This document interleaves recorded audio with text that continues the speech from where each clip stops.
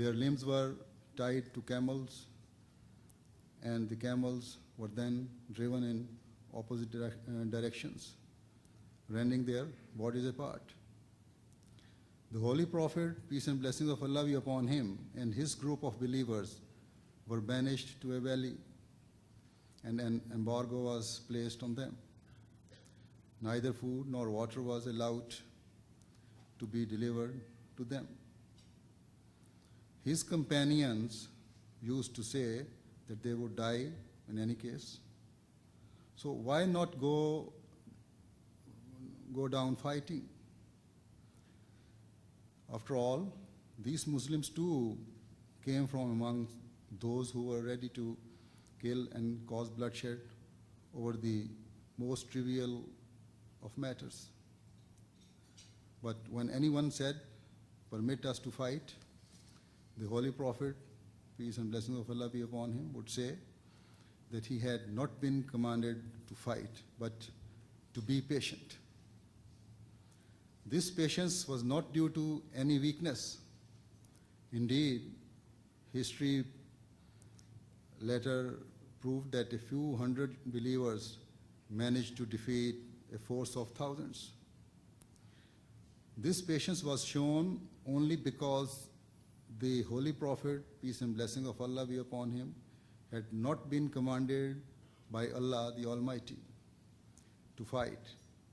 At last, the Holy Prophet, peace and blessing of Allah be upon him, allowed some oppressed ones to migrate. And then, after some time, he too migrated to Medina. By that time, there were some inhabitants of that town who had become Muslims. On his arrival, a large number of people embraced Islam in Medina.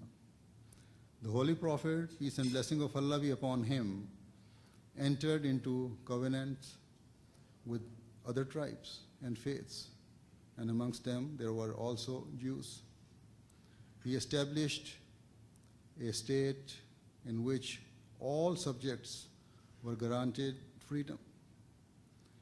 If anyone was punished for some crime, that punishment was given according to his or her own religious jurisprudence. Nevertheless, as subjects of the state, all of them held equal rights. Despite all this, the allegation leveled against the Holy Prophet, peace and blessings of Allah be upon him, is that, God forbid, he spread terror. The question is that when it is known that the Muslims were in such a condition of helplessness and were being so cruelly oppressed, why is such an allegation being made against the Prophet and the Muslims? I have briefly mentioned the conditions which prevailed at that time. Even in such conditions, when the Muslims migrated to Medina and began to live in relative peace, here also the Meccans hounded, pursued, and attacked them. The first battle is known as the Battle of Badr.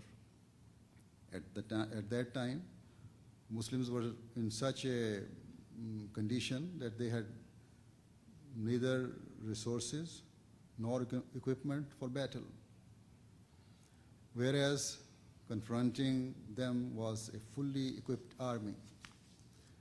These circumstances are not hidden from anyone and are recorded in history. What could those unskilled and inexperienced people have done? Some of them were only teenagers. However, when the enemy wanted to annihilate the Muslims, Allah the Almighty instructed them to fight back. So the following verse of the Holy Quran was revealed. And according to historians, it is the first commandment that deals with fighting. But I invite you to look at its beauty and the purpose for which the permission to fight was granted. It says, permission to fight is given to those against whom war is made, because they have been wronged, and Allah indeed has the power to help them. Those who have been driven out from their homes unjustly only because they said, our Lord is Allah. And if Allah did not repel some men by means of others, there would surely have been pulled down cloisters and churches and synagogues and mosques, wherein the name of Allah is oft commemorated.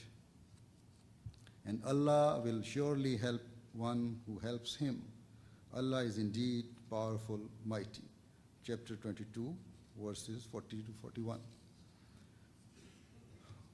God says that if permission had not been given for defense, then the peace of society would have been destroyed.